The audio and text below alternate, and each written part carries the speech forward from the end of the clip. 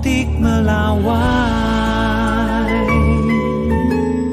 Sorotan lainnya, Saudara, Presiden Prabowo Subianto resmi menganugerahkan gelar pahlawan nasional kepada 10 tokoh. Di antaranya terdapat nama Presiden kedua Republik Indonesia Soeharto, Presiden keempat Abdurrahman Wahid, dan aktivis buruh Marsina.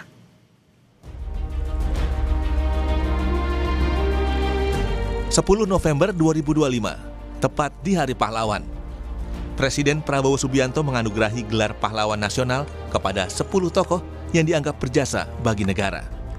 Acara penganugerahan dihadiri ahli waris yang sekaligus mewakili tokoh untuk menerima gelar.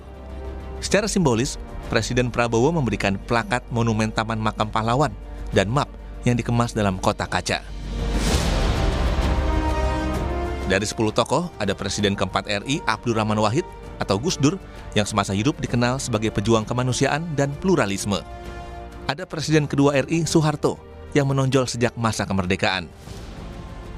Lalu ada aktivis buruh Marsina, Mokhtar Kusumatmaja, penggagas konsep negara kepulauan, Hajah Rahma El Yunusiah yang memperjuangkan pendidikan perempuan Islam di Indonesia. Kemudian Sarwo Edi Wibowo, pejuang kemerdekaan yang juga ayah dari Ani Yudhoyono, istri Presiden ke-6 RI Susilo Bambang Yudhoyono. Sultan Muhammad Salahuddin yang memperjuangkan pendidikan dan diplomasi. Syekhona Muhammad Khalil, ulama karismatik dari Jawa Timur yang memperjuangkan pendidikan Islam. Dari Sumatera Utara, Tuan Ronda Haim Saragih yang dikenal sebagai Napoleon dari Batak. Yang terakhir, Zainal Abidin Syah, Sultan ke-37 Tidore, pejuang politik dan diplomasi. Masuknya nama Presiden kedua RI, Soeharto, sempat jadi kontroversi. Menteri Kebudayaan sekaligus Ketua Dewan Gelar, Tanda Jasa, dan Tanda Kehormatan Fadlizon bilang Soeharto berjasa dalam pertempuran serangan umum 1 Maret 1949 di Yogyakarta.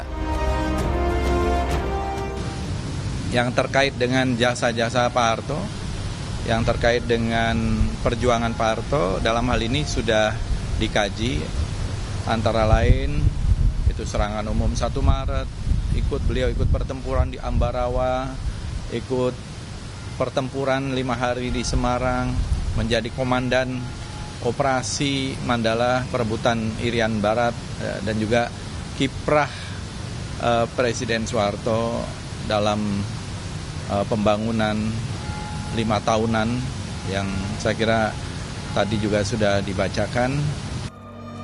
Keluarga Presiden kedua RI, Soeharto, yang diwakili putra-putri almarhum Soeharto, berterima kasih kepada Presiden Prabowo Subianto atas gelar pahlawan kepada Soeharto dan tidak mempermasalahkan pro kontra yang terjadi.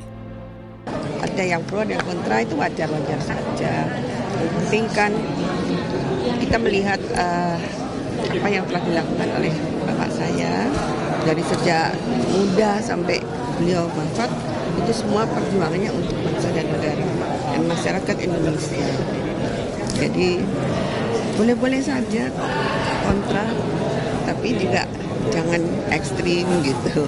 Yang penting kita jaga persatuan dan kesatuan Republik Indonesia.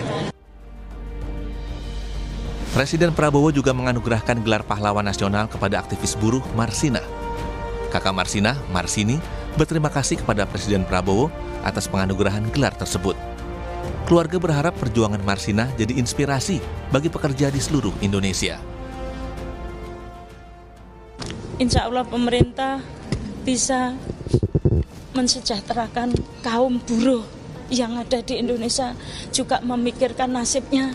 Jangan ada PHK, terutama yang outsourcing. Siapa tahu dengan Pak Prabowo dibuat seperti zaman dulu, tidak ada outsourcing, sehingga untuk kehidupan berumah tangga itu bisa berjalan lancar. Kalau outsourcing 3 bulan selesai, 3 bulan selesai, otomatis kalau sudah berumah tangga itu bisa menjadi pertengkaran di dalam rumah tangga sehingga banyak perceraian. Penetapan 10 nama pahlawan nasional sesuai dengan keputusan Presiden Republik Indonesia nomor 116 tahun 2025.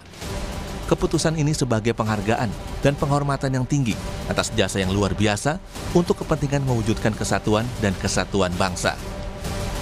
Tim Liputan Kompas TV.